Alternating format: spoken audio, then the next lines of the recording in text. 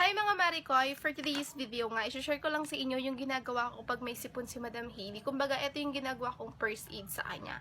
Lalo na ngayon na flu season. So, gusto ko lang i-share sa inyo, baka makatulong.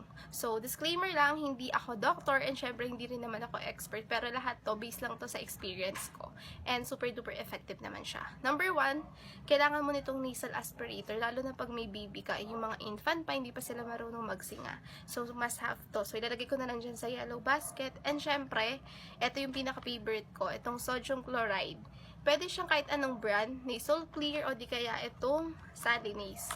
Ayan, kahit anong brand niya basta sodium chloride. Tapos, sinasabayan ko na rin siya ng Stapinose. Ito yung pinang-mamassage ko kay baby pag meron siyang sipon. Paano ba gamitin itong sodium chloride? Yung dating advice sa amin yung una, kapag barado siya, isprayan mo. Dalawang spray sa isang ilong. Tapos, pwede mo nang sipsipin. Pero yung isa rin naging effective kay Madam Hailey, nililinis ko muna siya, kumbaga. Sinisipsip ko siya using this nasal aspirator. Pag nalinis ko na siya, mag-i-spray na ako nitong sodium chloride. 2 spray sa isang ilong. Tapos 2 din dito. 3 times a day, 3 times a day lang siya mga sisi ko. Pwedeng 3 times or 4 times. Depende.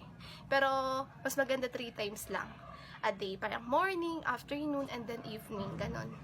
Tapos, ibababad nyo lang sa nose ni Pipi. So, ayun lang for today's video. Sana nag-enjoy kayo and follow for more. Bye-bye!